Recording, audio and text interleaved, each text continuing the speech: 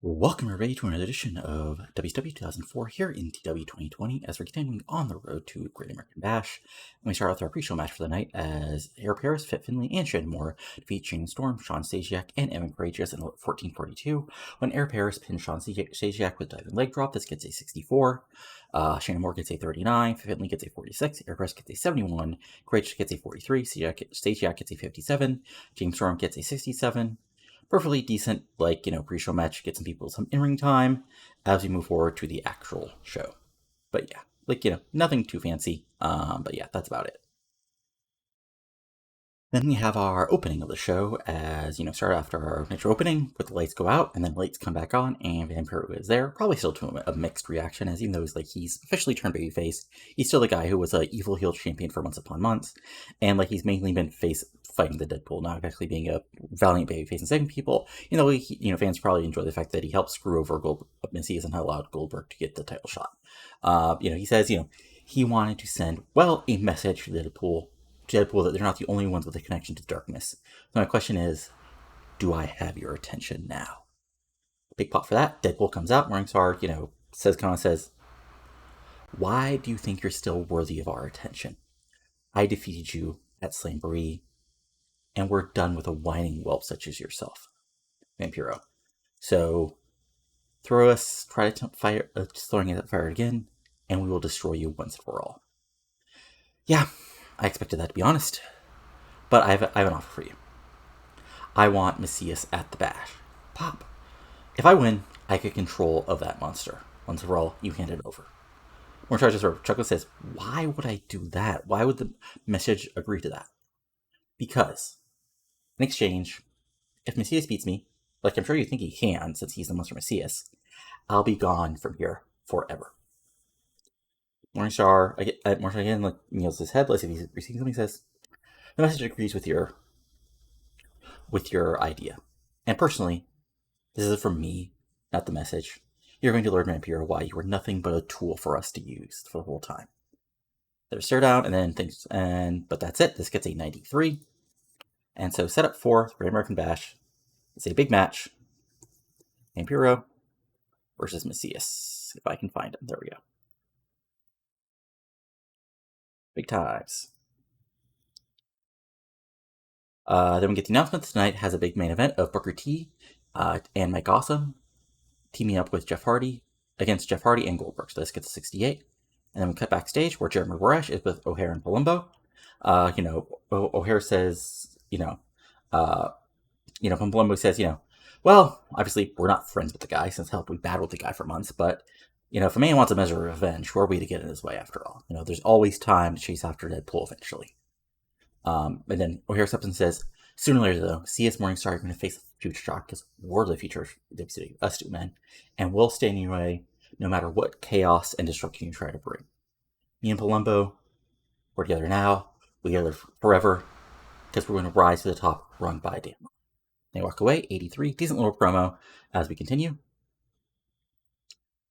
To the in-ring where Cole and Cartier says, they're coming out here and they wanted, they said, there was somebody who wanted to challenge them, and then out comes Nikita Colt, and they're confused, like, okay, fine, that's one of you, but they said it was a tag match. Colt says, well, what? See, these moronic Baltimore influencers, which is German from style, may not know is that Europe is one united family now. So she'd like to bring out somebody from that family, a professional wrestler such as her, who is ready to rip and tear your pretty little faces. And out comes Lucina Busek from our developmental territory. See, we are European Disunion, and if you're ready, Cole and Cartier, we're going to give you a lesson in respect. The match is on, and here we go. So her new gimmick on the roster is European Bruiser, which gets okay, it's not the end of the world. 55, decent little promo segment.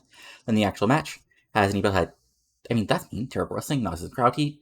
European Disunion defeated Celine Chartier and Jordan Cole in 7:37 when Lucina Busek submitted Jordan Cole. This gets a 66 overall, really good match. Cole gets a 58, Busek gets a 44, which is solid considering, she's not really over yet. Cole gets a 56, and Cartier, because he's really good, gets a 65. So I imagine, Colt and Busek use their technical wrestling skills to build down.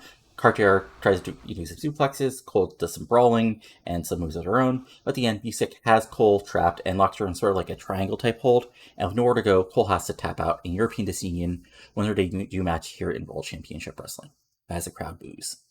So this gets 66, and afterwards they celebrate to a 57. Fun times. And yeah. This is Busick officially coming up to the main roster up from our dev territory. When I go over the results from our dev territory as later on, you'll see why I chose this was the time to do it. But then we go back to the back again, as we have Chavo and Ray with Tori Wilson, but Noel comes in the locker room with a t-shirt that says "I tapped out EddieHerrera," and says, it's pathetic that you two were short-circuited to top the tag division. Well, a man like me, who tapped out your uncle, isn't giving any sort of title shot. Chavo answers says, "What do you want to do with it? Maybe I can whoop your ass right now, man." No fights like this? No. Why? Because I proved your uncle's a fraud? No, it's because even my main man Ebony here and I could destroy the tag division like that if we wanted to. So next week, I'll take either of you on, and if we win, we get it added to the tag title match. They sort of it looks like Chavo's going to say no, and Tori's tries to calm him down. But Alex writes up and says, "Fine, I'll face you next week. I'll defeat you, and then you can go back to cheering about a few lucky moves you got on Guerrero." Noble says, "We'll see about that," and he walks away with Ebony, and this gets an 81, setting up a big match for next week and furthering the feud here. Then we go backstage where Angel Foxx is with Eric Bischoff, and she, demands a title shot. Says that she deserves a match against Gail Kim. Eric does, "Look, you got to earn it like everybody else." And Foxx is like, "I whooped Cartier's ass in that last women's standing match, and I'm the top drawer moment. Ask those little wiggly internet geeks. They'll tell you whose pictures are being downloaded, who's being viewed more than anybody else in the women's division." But I was like, fine. You provisionally have the title shot, but you still have to wrestle next week.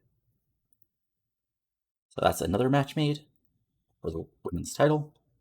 It is Gail Kim versus Angel Foxx, now on opposite sides than they were before in their last feud, for the Women's World Championship.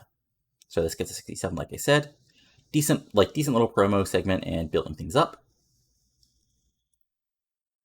And then not that terrible, in a match, I'm not going to say terrible, the Roman Legionnaires defeat Hart Legacy in 704 when Swinger Pomponius defeats Teddy Hart after using a foreign object. So Hart and Legacy are, doing their thing, lots of high flying moves, lots of double team moves, but Roman Legionnaires fight back, Romeo does some high flying of his own and some cheating to get the advantage.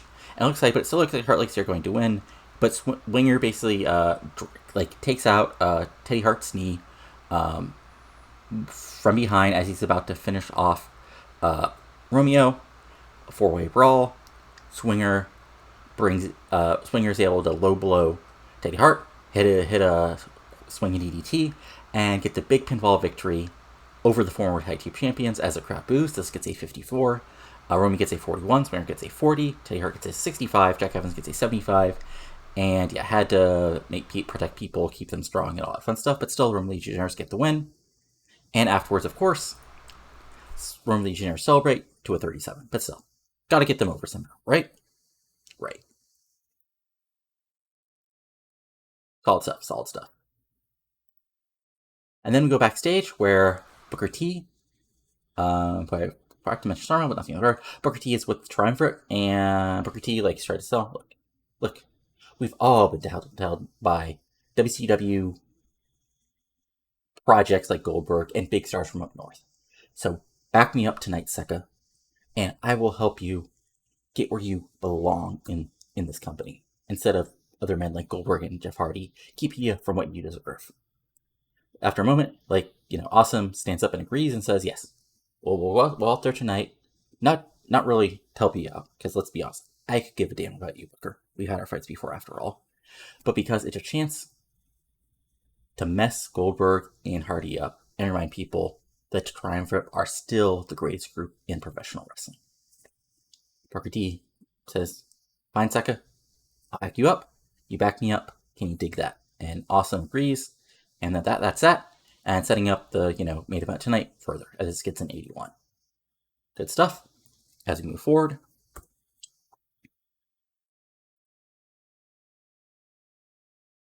as we move forward.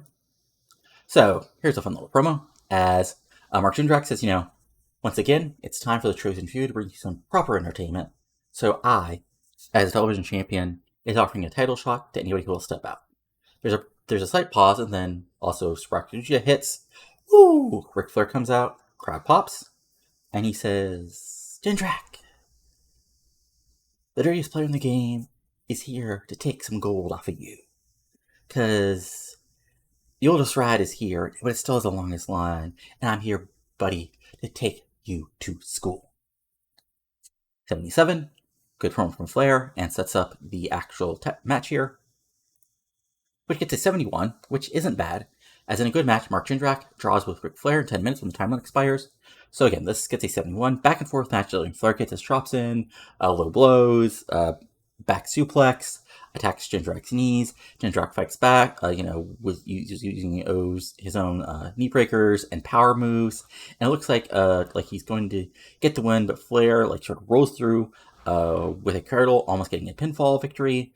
And near the end, Jindrak actually goes for the mark perfection. Flair gets out of it, takes Jindrak down, and is about to lock on the figure 4 when the bell rings. So it looks like Flair was out to add the television title to his long list of titles won, but the bell saved Mark Jindrak.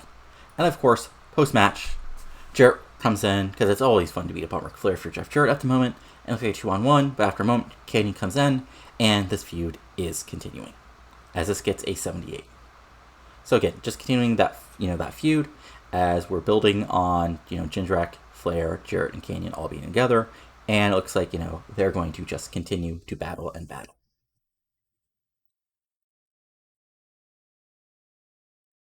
When we come back from commercial, Eric Bischoff comes down to the ring and says he has a huge announcement for WCW fans that in 1 month on TNT, he's proud to announce that there'll be a new show from World Championship Wrestling. They'll have all the top stars of the company, including men like Goldberg, Deadpool, Jeff Jarrett, Canyon, Jeff Hardy, AJ Styles, the Hart Legacy, and all the rest.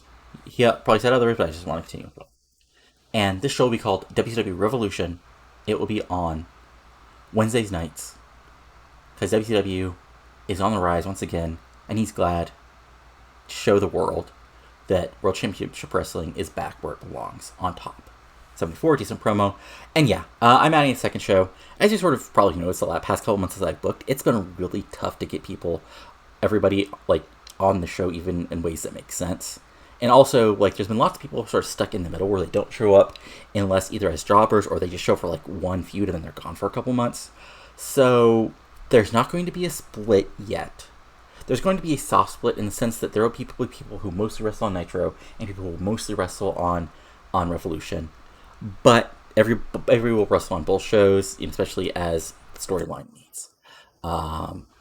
As far as videos go, instead of it just being Nitro every week, it'll be Nitro and Revolution, because these are two big A shows for you guys. And that way, honestly, I think that's good. Because honestly, doing 2 separate videos would just slow things down way too much. It would literally take a year to actually do a year booking. And I don't want to add an extra day yet to things as far as videos. So I think that's the best way. And plus, I can book 2 shows per week pretty easily. 2 shows per week for this promotion. I have some issues in my W 2013 series with Raw and SmackDown, only because the characters aren't quite there for me. But with this, I have the characters. And there are people whose characters I like who I haven't been able to do a lot with, like Toro, and even somebody like Cass and some other undercard people. And with these, and also obviously, my dev territories have been started getting built up with too many people, who are getting way too over, as you've seen with the dev territory results. So again, bring some people up from the dev territory, to rebuild the other people so they have a chance, maybe Claudio can get a win in the dev territory, and also bringing new people on to create new stars and everything. But yeah, there's my explanation. Hope you enjoyed it. Now we'll move on. Let's move on to the actual show. As we come back, basically Toro, congratulates Swinger and Romeo, but tells him not to get cocky, as the Roman Legionnaires still have a long way to go, as this gets to 71. And then we move forward to our next match, which is Monty Brown killing Norman Smiley into a fourth of pounce. Like, Norman tries to do like a sort of like modified big wiggle on Monty, but Brown just like throws him away, then hits the big pounce. 1, 2, 3. This gets a 62. Monty Brown gets a 67, and Norman Smiley gets a 41.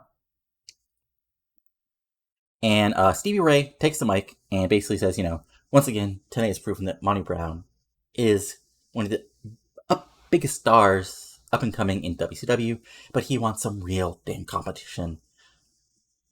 But then some interesting things as Dustin Rhodes comes out, as he says, you want some competition, Monty? Fine. Come out here and face a real veteran such as myself, and not a bunch of tomato cans, and I'll teach you real good what it's like to wrestle in WCW. Monty Brown about to attack him, but Steve Ray pulls him back, says, fine, cowboy, but, let's not do this at Nitro. Let's do this at the Bash, because it's going to be your funeral. Dustin agrees, and it's on for the Bash. A fun little undercard match of Monty Brown and Dustin Rhodes. But yeah, this gets to 53 because, Then we go backstage again, as Air Purse is first with AJ Styles, basically walking backstage, walk and talk. Air Purse says, if AJ is done with the cruiserweights, like he says that then he'll try to get a title shot. AJ's like, great man, I'm sticking, I'm right behind you, but I've got some other ideas. Then as they sort of like turn a corner, they walk into Ray Jr., they tell him, tough luck about last week against Kidman, and Ray Jr.'s like, yeah, thanks. I just don't know. Like, Kidman beat me. I haven't been where I am. I'm just not sure. I don't want to give you guys anything, but yeah. I need to think about some stuff. Then Ray Jr. walks away. He seems a little despondent about things. I mean, he's had a successful 2004. It's just that, he lost the U.S. title with Keenan Sharp, and he hasn't had a lot to do. But still, he's still one of the best wrestlers in the world. So this gets to 72 as we move forward and building up a little story here. And then we have our semi-main event, which totally bangs, which is a fantastic fucking match. As in a good match, Rob Van Dam and Wright and Chavo defeated Helms, Reno, and Cash in 15-19 when Alex Wright pins Cash. So this gets an 87 overall, like I said. And, back and forth 6-man match. We get some swaps between two tag teams. Chavo goes after Helms a little bit, but he actually hits a super kick on Chavo, but RVD makes a save. Helms and RVD have a few, short sprints against each other. But eventually, they both back off. Reno hits a couple power spots on Chavo, but Wright comes in. Things back and forth. RVD is able to wipe out all three members of the heels with a big plancha late. But one interesting thing is Cash is not doing as much high flying as before. He's doing more suplexes and slams. Again, behind, he changed from a cruiserweight or whatever it was before to a regular wrestler. So there you go. So big double team moves back and forth. But in the end, Wright is able to get out of a Cash attempt at a pile driver. At sort of a brainbuster of his own. Wright rolls through into sort of a rolling reverse cradle, and he locks on the hold and gets a 1, 2, 3 as Helms and RVD brawl on the outside. And the talent challengers, the tag titles at Grand American Bash, get a big win. As I said, this gets an 87. Cash gets a 71, Reno gets a 74, Sean gets an 81, RVD gets a fucking 90, Chavo gets a 68, and Wright gets a 76. Good stuff. And post-match, the babyfaces celebrate to a 68. And now it's time for our big main event, I believe. Yeah, okay. Well, okay, so not quite as good as well, not actually a little bit better, but not quite as good as I thought it would be. Anyway, an exceptional match. Bill Goldberg and Jeff Hardy defeats Booker T and Mike Awesome until 13:26 when Goldberg pins Booker T with a jackhammer. Back and forth match. Hardy plays the face in peril, against both T and Awesome. He's great, so he fights back, and he even is able to get a in the initial chaos, he's able to hit a big sort of swan dive onto Awesome through a table on the outside. But the match continues after that.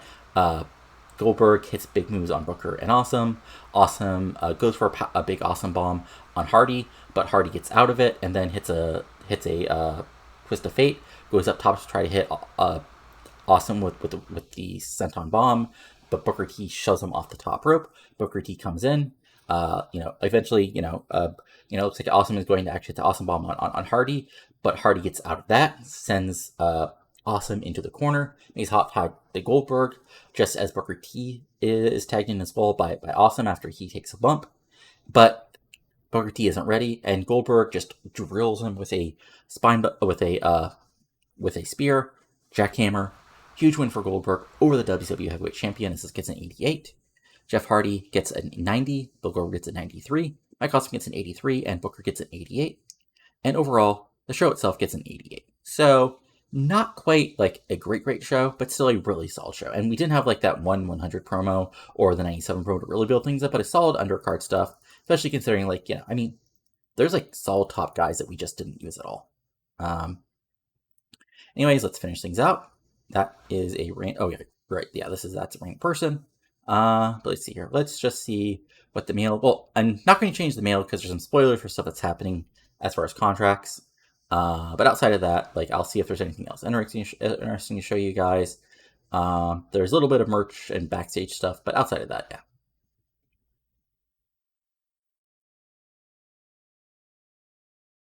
Yeah, well, look at all those resignings. So, okay, so yeah, lots of people.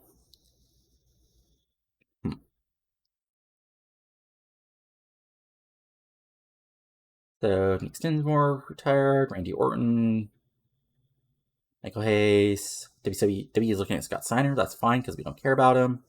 New Japan is trying to sign a whole bunch of people. Interesting that they're trying to sign Austin. Yeah, New Japan. Okay, trying to sign Undertaker. Good luck. But yeah, let me check the mail, see if there's anything that'll be spoilerly. Okay, nothing you guys need to see. Nothing that important. Again, let's just go over a couple things. First, storylines. So we got Beautiful Violence is at a 70. The new Bonnie Brown Dustin feud is at a 40. Yikes. Booker versus Goldberg is at an 86. Tag title feud is at an 86 as well. Darkness Evolving is at an 80. Whoops, I forgot to add people to this feud. Oops, nothing in the world. Horseman in Progress is at 78. I'm probably just going to end this feud and reboot it at some point. Greatest RVD Helms is at an 87. Miss Vampire Messias is at an 89. And Keenan Sharp and Tajiri's at a 70. So good stuff. Again, as a quick little look at our merch. So last month, Goldberg 8 million. Jesus. Canyon 1.4. RVD 800,000. Vampiros 800,000. Plumbo 600,000. Let's see. Anybody else of note that's higher than I think? Awesome's doing decently well. Then I always like to go down to the bottom. So Bobby Heenan, I mean, that's royalties from TV stuff. Lawler, then Monty Brown because he's new, and some other guys. Interesting. So yeah, time to take a look at the rest of the world. So let's go to the results real quick. So I'm not going to go to Raw first because WWE, of course, had one of their pay-per-views. So let's go with that.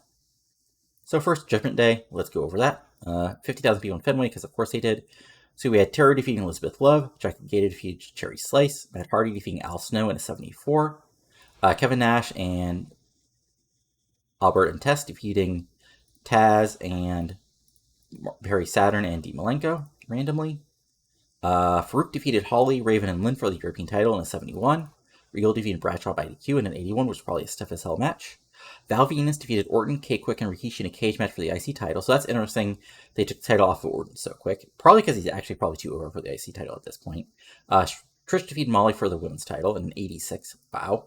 Edge and Christian defeated Scott Hall, Richards, and Kurt Angle and Gunn in random 96. And of course, they're teaming randomly together again. Brock Lesnar defeated DDP in an 89. Shawn Michaels defeated Jericho in a 99. And the main event, Triple H defeated Taker in 100. Which was probably just look at the WrestleMania match a couple years after this and make that match. But still, good show, 93. And then Raw from them had an 88, as we had Nash and TNA defeating Farouk and Bumping Ground in a 78. If the AI made sense, I'd probably give TNA a possible tag title match. Randy Orton defeated Raven in 87. Kurt Angle defeated DDP. Holly and Cage match got a 94. Brock Lesnar won a 4-way against DDP, Billy Gunn, William Regal, and Triple H and Chris Jericho defeated Scott Hall and Steven Richards in a random 99, because of course it was. 88, so almost as good as us. Again, so we go to the standard issues results. So results, not new people. Not doing any. And results. There we go.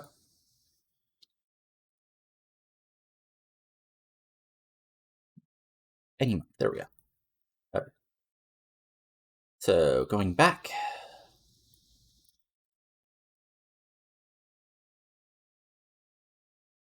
First, we had Saturday. We had our territory had the weekly house show, which included Shannon Ballard and Range Drago getting win, Claudio losing to Ken Anderson by DQ, Marcus Militech defeating Travis Tomko, Tank Tolan defeated Kai Graves, Regen, Ray Lupin defeated Chris Rambola, and Fritana and Cassie O'Reilly defeated Lazarus and Keith Walker to retain the outside tag titles. In our first Saturday night taping, we had Shane Moore defeating Lash LaRue. We had Lexi James defeat Ronnie Jonah up from our Dev territory. We had America's Most Wanted winning a squash over Tony Kazina and Kai Graves up from our Dev territory. And in the main event, Jonathan Toro defeated Jason Jett in a 59. In the other Saturday taping for the show that's upcoming in a couple days here, or at least shown in a couple days here, Blitz and Yang defeated Tony Kazuna and Kai Graves in a semi-squash. Amber O'Neal defeated Ronnie Jonah in a squash. And in a 6-person tag match, Allison Danger and the Roman Legionnaires defeated Natty Hurt and Art Legacy in 55. So, decent little pre-show matches there. 01 had one of their big shows in front of 6,000 people in Tokiyama. Shin Hashimoto defeated Scott Norton in 63. Otani defeated Tiger Mask 4 in 85. And yeah, that's about it of matches that people would care about. Let's see here. Infinite Wrestling from Dallas. Not much of note. Brent Arbor defeated Nick Mondo. West by Players 2000 of Robert Thompson and Bryce Legore defeated the Young Bucks. And yeah, that's about it. And Vancouver, we had Scotty Mack and Calgary Bulldogs, which is Harry Smith and DJ Wilson, Pete Lady's Choice, Ray Brooks, and Raz Mansar in a 35. And on the other card, yeah, Chance Beckett defeated Phil LaFont, so that's interesting. For our weekly show for the Women's Fed, we had Ronnie Jones and Tracy Brooks teaming up to defeat Vanessa Harding and St. Rogers in a 42. But Bonnie Maxon with Cena Busek and Lawson Danger defeated Becky Bayless, Lucy and Ariel by count at 51. Social Scene defeated Nadia Art and Beth Phoenix to retain the tag titles in a 50. And main event was Desire defeating Melissa to retain the AEW title. And then Wildside had their TV show with Roy Lippen getting a win. And that's about it of interest. OVW had their weekly loop. Silent Solution, which is a team of Barry Buchanan and Damaja got a win, which is interesting. And Rio Casino defeated Homicide. Let's see here. AW had their big show for 2,000 people. And we had Vanessa Harding defeated Tracy Brooks in a 41. Beth Phoenix and Ariel defeated Cindy Rogers and Miss Molly in a 44. Bonnie Maxon, Allison Danger, and Sheila Melissa defeated Ronnie Jonah and the Pink Girls of Naina Hart and Becky Bayless in a 51.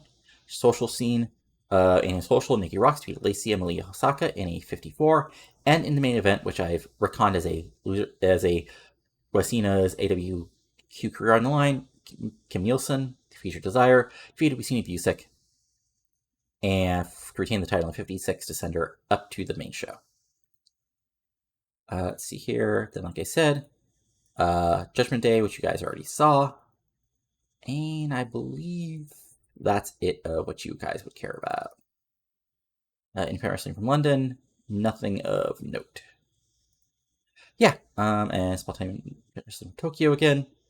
Pat Tanaka, okay, sure, he's wrestling in 2004. That makes total sense.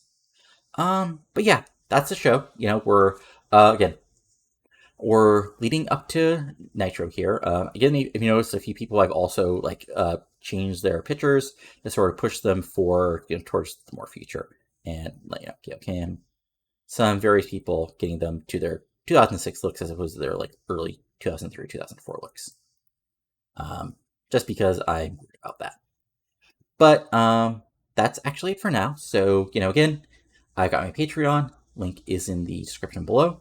Go ahead and pledge if you want to get some bonus content like early access to the shows, early access to the videos, the ability to add your own character to the series, adding your own storyline, and various other things you can look over. Again, follow the link. I'll be continuing to do all these series no matter what, but this is just something extra for people if they want to. And, if you enjoy the show, go ahead and give it a like. Comment below what you're liking and non-liking.